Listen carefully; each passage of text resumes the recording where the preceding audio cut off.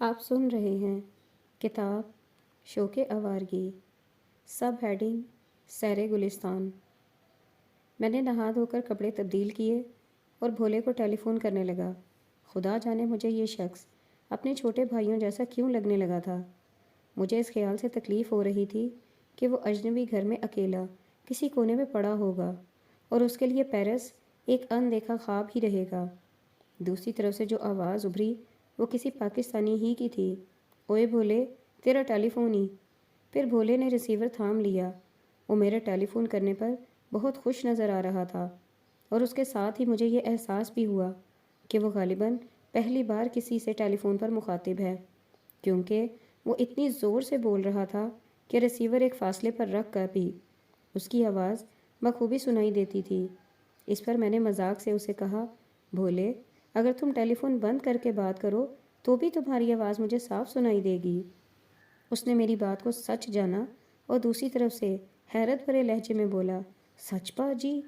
مجھے خدشہ ہوا کہ وہ کہیں سچ مچ ٹیلی فون بند ہی نہ کر دے، چنانچہ میں نے جلدی سے کہا، ارے نہیں نہیں، تم یہ کہو اتنی جلدی تیار ہو جاؤ گے؟ ہم ذرا گھومنے پھرنے چلیں گے۔ میں تو جی صبح کا ہی تیار بیٹھا ہوں، آپ حکم کریں۔ جس اسٹیشن پر ہم اترے تھے تمہارا گھر اس کے بہت قریب ہے یا دور ہے؟ اس کے بہت قریب ہے اور مجھے اسٹیشن کا راستہ آتا ہے۔ تو پھر تم فوراً وہاں پہنچ جاؤ اور سیڑھیوں کے قریب پہنچ کر میرا انتظار کرو۔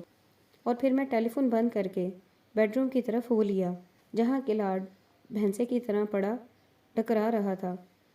میں اس کے قریب گیا اور بازو سے ہلاتے ہوئے کہا، میں باہر جا رہا ہوں، دروازہ اندر سے بند کر لو۔ اور اس کے ساتھ ہی میں باہر نکل گیا۔ اسٹیشن کی سیڑھیوں پر بھولا میرا منتظر تھا۔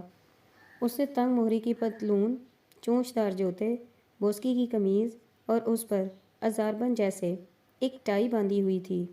بالوں کا سٹائل وہی تھا جو دلیپ کمار اور اندرون لاہور کے پیشتر نوجوانوں کا ہے۔ میں نے اسے یوں بنا ٹھنا پایا تو کہا، بھولے، آج تو بڑی ٹوریں نکالی ہوئی ہیں۔ وہ خوش ہوا اور شرمایا۔ میرا پروگرام سب سے پہلے آئیفل ٹاور جانے کا تھا، سو میں نے اسے ساتھ لیا اور آئیفل ٹاور جانے کے لیے بس اسٹاپ کا کھوج لگانے لگا۔ اسٹیشن کے باہر خاصی گہما گہمی تھی اور ذرا آگے چل کر کئی سڑکیں ایک دوسرے کو کراس کرتی تھیں۔ میں نے دو ایک راہگیروں کو روک کر معلومات فراہم کرنے کی کوشش کی، لیکن سب نے انگریزی سمجھنے سے صاف انکار کر دیا۔ سورج کی کرنوں میں بڑی تیزی تھی اور مجھے اپنے گرمیوں کے ہلکے پھلکے لباس میں بھی خاصی گھبراہٹ ہونے لگی تھی۔ اتنی دیر میں نے ایک تیز تیز چلتے فرانسیسی نوجوان کو موسیو کہہ کر روکا اور اس سے آئیفل ٹاور جانے والی بس کے بارے میں پوچھا۔ وہ بھی نہ میں سر ہلا کر آگے بڑھنے ہی کو تھا کہ میں اس کا راستہ روک کر کھڑا ہو گیا۔ آخر صبر کی بھی حد ہوتی ہے۔ آئیفل ٹاور، میں نے ایک ایک لفظ پر زور دیتے ہوئے کہا اور اس کے ساتھ بس کی نقل و حرکت کا تھوڑا بہت عملی مظاہرہ کر کے بس کے بارے میں دریافت کیا۔ میں نے اپنی طرف سے بات سمجھا دی تھی کہ آئیفل ٹاور جانے والی بس کہاں سے ملتی ہے، لیکن اس غبی شخص نے ایک بار پھر انکار میں سر ہلایا۔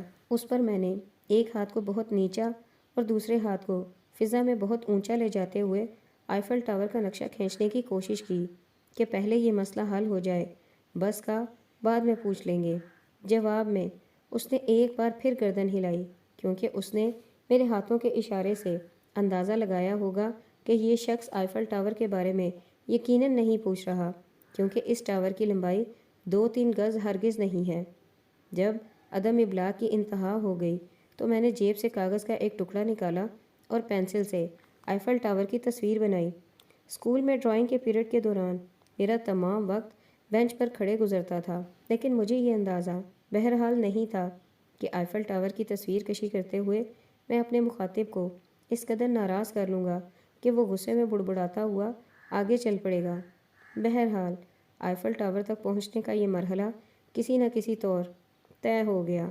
بعد میں زولا نے یہ واقعہ سننے کے دوران ہنستے ہوئے بتایا کہ فرانسیسی میں آئیفل ٹاور کے لیے کوئی اور لفظ ہے۔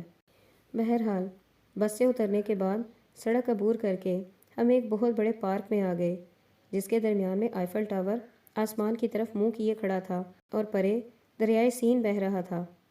پیرس کا یہ علاقہ اور میلوں دور تک پھیلی ہوئی سڑکیں اور عمارتیں اس پیرس کا نقشہ پیش کر رہی تھیں جو اپنے حسن اور زیبائی میں بے مثال ہے۔ یہاں تک پہنچتے پہنچتے مجھے یقین ہو گیا تھا کہ میں واقعی پیرس میں ہوں۔ آئیفل ٹاور کی زیارت کرنے والوں میں زیادہ تعداد غیر ملکی سیاحوں کی تھی، البتہ ذرا ذرا فاصلے پر پڑے بینچوں پر بوڑھے فرانسیسی اپنی اپنی میڈموزیل کے ساتھ ماضی کی یادوں میں گم سم بیٹھے تھے۔ میں نے سوچا کہ یہ لوگ غفان شباب میں عجب کچھ لطف دیتا ہے، شب خلوت میں دل برسوں، سوال آہستہ آہستہ، جواب آہستہ آہستہ کی عملی تفسیریں پیش کرتے ہوں گے، لیکن اب کم سنائی دینے کی بنا پر شب خلوت میں انہیں لاؤڈ سپیکروں پر رومانی گفتگو کرنا پڑتی ہوگی، بلکہ اس امر کا زیادہ امکان ہے کہ رومانی گفتگو کی بجائے یہ ایک دوسرے سے پوچھتے ہوں کہ تمہاری گٹھیا کی تکلیف کا کیا حال ہے، اور وہ جواب میں کہے کہ الحمدللہ پہلے سے خاصا افاقہ ہے۔ پارک کے درمیانی حصے میں کچھ کیاریاں بنی تھیں اور اس میں شوخ رنگوں کے پھول ایک خاص ترتیب سے لگے تھے، جس سے یہ مقام انتہائی نظر نواز ہو گیا تھا۔ گراؤنڈ میں ریڑھیوں پر اشیاء خوردنی فروخت کی جا رہی تھیں، لیکن یہ ہمارے ہاں کی ریڑھیوں جیسی نہیں تھیں، بلکہ انہیں چیزیں دیگرست ہی کہا جا سکتا ہے۔ بھولا کچھ کھویا کھویا سا لگ رہا تھا۔ اس کے قریب سے قیامتیں گزر رہی تھیں، مگر یہ ان سے بے نیاز کسی اور طرف دیکھنے میں مشغول تھا۔ میں نے مڑ کر ادھر دیکھا تو ایک خوبرو لڑکا نکر میں ملبوس اپنے ساتھی کے ساتھ کھیل رہا تھا اور بھولے کی نظریں اس کی ٹانگوں پر تھیں۔ بھولے، ادھر کیا دیکھ رہے ہو؟ میں نے پوچھا۔ بھولے کے چہرے پر گھبراہٹ کے آثار نمایاں ہوئے، جیسے میں نے بالآخر اس کی چوری پکڑ لی ہو۔ چنانچہ اس نے مجھ سے نظریں چراتے ہوئے کہا، کچھ نہیں پاجی، بس یوں ہی اس لڑکے کو دیکھ رہا تھا۔ مجھے اس کے مسئلے کی کچھ سمجھ آ گئی تھی۔ میں نے جنگلے کے ساتھ بچھے بینچ پر اسے بیٹھنے کو کہا۔ گرمی کی شدت میں کچھ اضافہ ہو گیا تھا، چنانچہ میں نے اون کی جیکٹ اتار کر جنگلے پر رکھ دی۔ بھولے، تم نے کبھی کسی لڑکی سے محبت کی ہے؟ توبہ استغفر اللہ پاجی، میں ایسا آدمی نہیں ہوں، اس نے کانوں کو ہاتھ لگاتے ہوئے کہا۔ کیا تمہیں لڑکیاں اچھی نہیں لگتیں؟ میں نے پوچھا۔ زہر لگتی ہیں جی، پتہ نہیں اپنے آپ کو کیا سمجھتی ہیں۔ جب میں چھوٹا سا تھا تو بس ایک گڈو تھی جو مجھے اچھی لگتی تھی، حالانکہ وہ مجھ سے خاصی بڑی تھی۔ گرمیوں میں وہ اپنے کوٹھے پر سے اشارے کر کے مجھے بلایا کرتی تھی اور مجھے سیڑھیوں میں بھی ملتی تھی، لیکن کچھ عرصے بعد وہ حرامزادی رفیق ٹیڈی کے ساتھ بھاگ گئی۔ وہ کچھ اداس سا نظر آنے لگا تھا۔ تو کیا تم نے پھر کسی سے پیار نہیں کیا؟ وہ تو بہت سوچ سے کیا ہے جی، اس نے شرماتے ہوئے رک رک کر کہا۔ ہمارے محلے میں ایک لڑکا بابر ہے، اس سے، نوید سے، ایک لڑکا منیر ہے، اس سے بھی، بلکہ ایک بار تو میں پکڑا بھی گیا تھا۔ بھولا آہستہ آہستہ کھلتا جا رہا تھا۔ میں نے دل ہی دل میں لا حول ولا قوت پڑھا اور سوچا کہ اس نے ٹرین میں بہنوں بیٹیوں کی عزت سانجھی ہوتی ہے والی بات خاصی سوچ سمجھ کر کہی تھی۔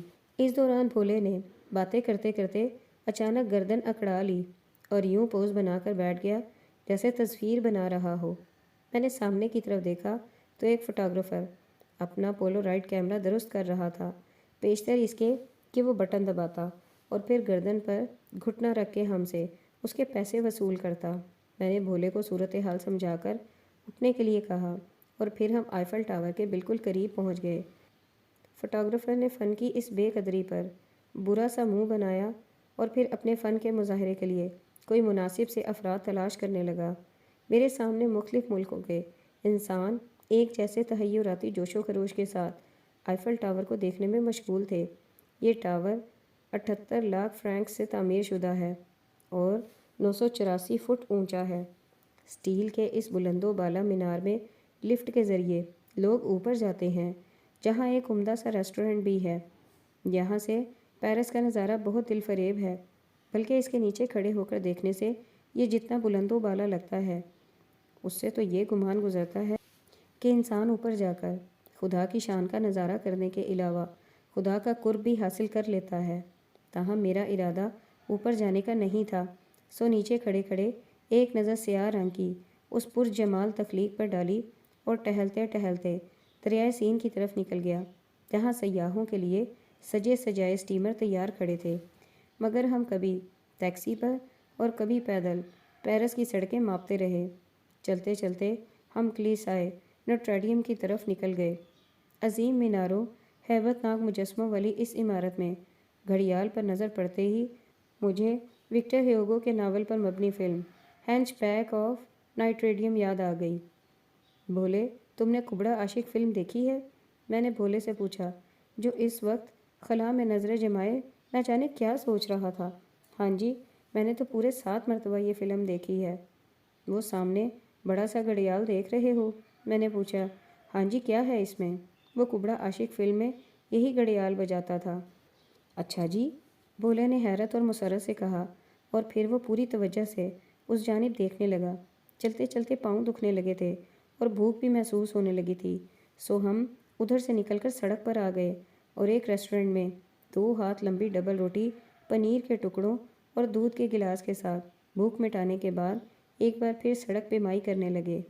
سپہر تک ہم لوگ آئیفل ٹاور اور نائٹریڈیم کے علاوہ دریائے سین کے پار نپولین کا انولیا، لوتھر کا عجائب گھر، اس کے ایک حصے میں مونالیزا کی مشہور زمانہ تصویر، ہرکولیس کا مجسمہ اور نوٹریڈیم کے پہلو میں پھولوں کے بازار کے علاوہ ممارت کے علاقے کی ان گلیوں میں بھی گھوم آئے تھے جنہیں دیکھ کر وطن عزیز کے گلی کوچے یاد آتے ہیں۔ اس کے علاوہ میں نے پگال سے کچھ مزید ڈالر فرانسیسی سکے فرینک میں تبدیل کرائے تھے۔ بھولے کو میں نے رخصت کر دیا تھا اور اب میں ایک بار پھر بازار ڈی ہوٹل ڈی ویل کی طرف گامزن تھا۔ میں جانتا تھا زولا دفتر سے آ چکی ہوگی اور میری منتظر ہوگی۔ سب ہیڈنگ رنگ میں بھنگ۔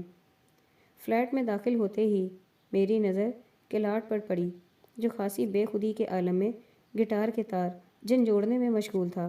غالباً وہ ریاض کر رہا تھا۔ اس نے ایک نظر میری طرف دیکھا اور پھر گٹار سے دست و گریباں ہو گیا۔ میری نظریں زولا کو ڈھونڈ رہی تھیں اور میرے ہاتھوں میں وہ گلدستہ تھا جو میں نے نوٹریڈیم کے برابر میں واقع پھولوں کے بازار سے 70 فرینک میں خریدا تھا۔ میں نے پھول میز پر رکھے اور کرسی پہ بیٹھتے ہوئے کلاٹ کو بآواز بلند اپنی طرف مخاطب کرنے کی کوشش کی۔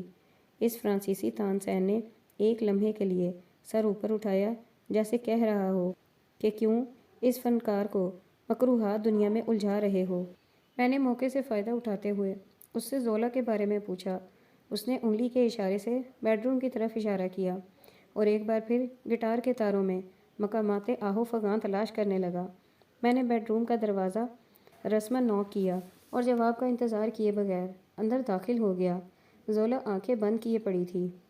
میرے دروازہ بند کرنے سے وہ اٹھ کر بیٹھ گئی۔ اس کی خوابناک آنکھیں پہلے سے زیادہ زرہ رساں ہو گئی تھیں۔ میں اس کے برابر میں پائنتی پر بیٹھ گیا۔ اس کے چہرے پر ناراضگی کے آثار تھے۔ تم بہت غلط انسان ہو۔ میں 2 گھنٹے سے تمہارے انتظار میں اونگ رہی ہوں۔ مجھے یقین ہو گیا ہے کہ تم مجھے کوئی اہمیت نہیں دیتے۔ ایسی کوئی بات نہیں ہے، میں نے بات بنانے کی کوشش کرتے ہوئے کہا۔ رستوں سے ناواقفیت کی بنا پر دیر ہو گئی، ورنہ میں تو کب کا تمہارے پاس آنے کے لیے بے چین تھا۔ اس کے ساتھ ہی میں نے گلدستہ اس کی طرف بڑھایا اور کہا، یہ میرے ان احساسات کی گواہی دینے کے لیے ہے جو میں تمہارے لیے رکھتا ہوں۔ میرے ہاتھوں میں پھول دیکھ کر زولا ایک دم سب کچھ بھول گئی اور اس نے آگے بڑھ کر وہ گلدستہ اپنے ہاتھوں میں تھام لیا۔ مغربی لڑکیاں غالباً اس تحفے کو سب سے قیمتی تحفہ گردانتی ہیں، اور اس صورت میں خصوصاً جب پیش کنندہ کے لیے ان کے دل میں خاص جگہ بھی ہو۔ میں نے پہلے بھی کہا تھا کہ میں تمہیں نہیں سمجھ سکی۔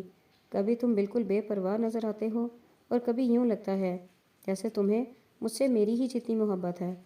زولا نے چارپائی سے اتر کر ڈریسنگ ٹیبل کی طرف جاتے ہوئے کہا۔ اس نے پھول بڑی احتیاط سے سرہانے کی طرف رکھ دیے تھے اور اب آئینے میں بال سنوارنے میں مشغول تھی۔ میں وہی کچھ ہوں جو نظر آتا ہوں۔ میرے پاس صرف ایک چہرہ ہے اور منہ میں صرف ایک زبان ہے۔ میں صرف اتنا جانتا ہوں کہ تم مجھے اچھی لگتی ہو۔ اچھی تو میں تمہیں اس وقت بھی لگی تھی جب جہاز میں پہلی دفعہ تم سے ملاقات ہوئی تھی۔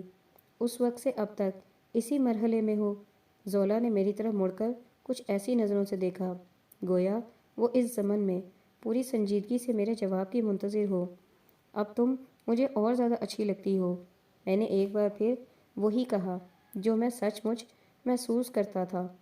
میرے لیے یہ ممکن نہ تھا کہ میں اپنے عاشق زار ہونے کا اعلان کروں۔ میریلن تمہیں کیسی لگتی تھی؟ زولا نے میرے پاس بیٹھتے ہوئے افسردہ نظروں سے دیکھتے ہوئے کہا۔ یہ کانٹا ابھی تک اس کے سینے میں تھا اور اب اس سوال کی کسک میں بھی اپنے سینے میں محسوس کر رہا تھا۔ میں اس کے بارے میں کیا کہہ سکتا ہوں؟ میں نے زولا سے نظریں چراتے ہوئے کہا۔ وہ فریڈرک سے محبت کرتی ہے اور میں زندگی میں اس کی خوشیوں کے لیے دعا گو ہوں۔ میری نظروں میں ایک بار پھر میریلن کی من موہنی صورت گھوم گئی تھی۔ تم یہ کیوں نہیں مانتے کہ تم اس پر مر مٹے تھے؟ زولا نے ایک بار پھر میری دلی کیفیت بھانپ کر وہ بات کہی جس کا اظہار 2 بار پہلے ذرا مختلف انداز میں کر چکی تھی۔ یہ تم کیا ہر بار اس قصے کو لے کر بیٹھ جاتی ہو؟ میں نے گفتگو کا رخ موڑنے کے لیے خوش دلی سے اس کی کمر میں ہاتھ ڈالتے ہوئے کہا۔ آؤ دوسرے کمرے میں چلتے ہیں۔ دوسرے کمرے میں کلاڈ ابھی تک گٹار سے خوش فیلیوں میں مشغول تھا۔ اس نے ہمیں دیکھا تو ناگواری سے منہ بنا کر اٹھ کھڑا ہوا اور پھر دروازہ کھول کر باہر نکل گیا۔ میں محسوس کرتا ہوں میں نے یہاں آ کر اچھا نہیں کیا، میں نے زمین پر بچھے ہوئے رگ پر بیٹھتے ہوئے کہا۔ وہ کیوں؟ زولا نے میرے برابر میں بیٹھتے ہوئے پوچھا۔ مجھے کلاڈ کی آنکھوں میں اپنے لیے نفرت نظر آتی ہے۔ تمہیں اس بارے میں متفکر نہیں ہونا چاہیے کیونکہ میں اس سے محبت کرتی ہوں اور نہ اسے مجھ سے محبت ہے۔ ہم محض دوست ہیں اور کچھ عرصے سے دوست بھی اتنے اچھے نہیں ہیں۔ اگر ایسا ہے تو پھر وہ مجھے آدم خور جیسی لکس کیوں دیتا ہے؟ وہ سامراجی ذہنیت کا انسان ہے۔ زولا نے اس گفتگو کے دوران پہلی بار خوشگوار لہجے میں کہا۔ اپنی ایک نو آبادی کو ہاتھ سے جاتے دیکھ نہیں سکتا۔ اس کے ساتھ ہی اس نے میری طرف دیکھا اور کہا، کیا پاکستانی مرد بھی ایسے ہی ہوتے ہیں؟ ہاں، بلکہ دنیا بھر کے مرد اسی فہرست میں آتے ہیں۔ کیا تم بھی ایسے ہی ہو؟ ہاں، میں بھی ایسا ہی ہوں، لیکن خاصا معتدل مزاج سامراجی ہوں۔ میں صرف یہ چاہتا ہوں کہ میری نظروں کے سامنے آزادی کی تحریکیں نہ چلیں۔ انڈر گراؤنڈ سرگرمیوں پر مجھے کوئی اعتراض نہیں۔ مبتلا محبت ہو جاؤں تو دوسری بات ہے، کیونکہ اس صورت میں اپنی اور اس کی تمام آزادیاں داؤ پر لگا دیتا ہوں۔ تم کبھی مبتلا محبت ہوئے بھی ہو؟ زولا نے مضطرب لہجے میں پوچھا۔ بھولے بسرے قصے نہیں چھیڑا کرتے، یوں ہی دل بیٹھنے لگتا ہے۔ میں نے اس تکلیف دہ سوال سے پیدا ہونے والی کیفیت پر پردہ ڈالنے کے لیے مسکرانے کی کوشش کرتے ہوئے کہا۔ تم یہ بتاؤ، آج شام کا کیا پروگرام ہے؟ تم نے آئس لینڈ میں مجھ سے وعدہ کیا تھا کہ تمہیں سارا پیرس گھماؤں گی، لیکن یہ کام تم اکیلے ہی انجام دے آئے ہو۔ بہرحال آج فرائیڈے نائٹ ہے، پہلے باہر جا کر کھانا کھائیں گے، پھر شانزلیزے پر چہل قدمی کریں گے اور پھر رات کو کسی کلب میں ڈانس کے لیے جائیں گے۔ بالکل ٹھیک ہے، میں نے اٹھتے ہوئے کہا۔ اب جلدی سے جاؤ اور تیار ہو جاؤ۔ میں نے آج کی شب کے لیے سیاحوں والا لباس اتارا اور ایک قیمتی سوٹ میں ملبوس زولا کا انتظار کرنے لگا۔ زولا اپنے کمرے میں تیاریوں میں مصروف تھی۔ تھوڑی دیر بعد دروازہ کھلا اور پھر اسے دیکھ کر میری آنکھیں کھلی کی کھلی رہ گئیں۔ زولا نے انتہائی خوبصورت ایک کڑی ہوئی پاکستانی قمیض پہنی ہوئی تھی، نیچے بیل باٹم تھا، اور وہ یوں میرے سامنے لجائی شرمائی کھڑی تھی کہ یادوں کے دریچے ایک بار پھر واہو ہو گئے۔ میں نے یہ آج ہی ہندوستانی اسٹور سے خریدا ہے۔ میں اس میں کیسی لگ رہی ہوں؟ تم اس میں قیامت لگ رہی ہو۔ مجھے اس پر یہ لباس اور اس کی یہ ادا اس قدر بھائی کہ میں اندر سے ڈاما ڈول ہو گیا۔ کیا تم چاہتی ہو کہ میں یہاں ہی رہ جاؤں؟ زولا کے چہرے پر مسرت کے آثار نمایاں ہوئے اور میرے قریب آ گئی۔ کچھ دیر کے لیے مجھے صرف ناک سے سانس لینا پڑا۔ اتنے میں ٹیلی فون کی گھنٹی بجی۔ زولا نے بڑھ کر ریسیور اٹھایا اور فرانسیسی زبان میں گفتگو کرنے لگی۔ تھوڑی ہی دیر بعد اس کی پیشانی پر پریشانی کی لکیریں ابھریں اور پھر وہ جھنجھلاہٹ کے عالم میں کچھ کہنے لگی۔ میں ہونکوں کی طرح اس کی طرف دیکھ رہا تھا کیونکہ ٹیلی فون پر ہونے والی گفتگو میری سمجھ سے بالا تر تھی۔ اتنے میں زولا نے فون بند کیا اور اضطراب کے عالم میں پرس میں سے سگریٹ نکال کر سلگانے لگی۔ کیا بات ہے، تم کچھ پریشان نظر آ رہی ہو؟ میں نے پوچھا۔ اولڈ پیپلز ہوم کی مینیجر کا فون آیا تھا۔ اس نے بتایا ہے کہ میری ماں وہاں بہت بے چین ہے اور ایک لمحے کے لیے بھی وہاں نہیں رہنا چاہتی۔ چنانچہ اب وہ اپنا سامان باندھ کر بیٹھی ہے اور کہتی ہے کہ مجھے آ کر لے جاؤ۔ پھر تم نے کیا جواب دیا؟ میں نے کہا کہ اسے روک کے رکھو، میں پھر کسی دن آ کر اس سے بات کروں گی۔ مجھے تمہارے معاملات میں دخل اندازی کا کوئی حق تو نہیں، لیکن میں سمجھتا ہوں کہ تم نے یہ اچھا نہیں کیا۔ میں یہ سن کر واقعی ملول ہو گیا تھا اور اس کا اظہار کرنا چاہتا تھا۔ عطا، تم نہیں جانتے، اس کا یہاں آنا اس کے حق میں بہتر نہیں ہے۔ وہاں اس کی ہر طرح نگہداشت ہوتی ہے۔ یہاں میں صبح کو کام پر جاتی ہوں اور شام کو مجھے کالج جانا ہوتا ہے۔ اس دوران اس کی دیکھ بھال کون کرے گا؟ اور پھر اس گھر میں زیادہ آدمیوں کی جگہ بھی تو نہیں ہے۔ کیا وہ چلنے پھرنے کے قابل نہیں ہے؟ میں نے پوچھا۔ یوں دیکھنے میں تو وہ ٹھیک ٹھاک ہے، لیکن بوڑھے آدمی کا کیا اعتبار ہوتا ہے؟ وہ کسی بھی وقت بیمار پڑ سکتا ہے۔ تو کیا تمہارے ہاں سبھی لوگ اپنے بوڑھے والدین کو اسی طرح اولڈ پیپلز ہوم میں جمع کروا دیتے ہیں؟ اس کے علاوہ کوئی چارہ بھی نہیں۔ میں تمہیں اگر ایک بات کہوں تو مانو گی؟ میں نے زولا سے پوچھا۔ ہاں، اس کی آنکھوں میں خود سپردگی کی کیفیت ابھر آئی۔ ہم آج کچھ وقت پیپلز ہوم میں تمہاری ماں کے ساتھ گزارتے ہیں۔ تم اسے اپنی مجبوری سمجھانے کی کوشش کرو، نیز اسے تسلی وغیرہ بھی دو۔ ممکن ہے اس کا دل بہل جائے۔ اگر تم کہتے ہو تو ایسا ہی کیے لیتے ہیں، ورنہ ماں کو سمجھانا کوئی آسان کام نہیں ہے۔ زولا نے بادل نخواستہ کہا۔ اس کے چہرے پر بیزاری کے آثار تھے اور لگتا تھا کہ بنا بنایا پروگرام خراب ہونے پر وہ خاصی ناخوش تھی۔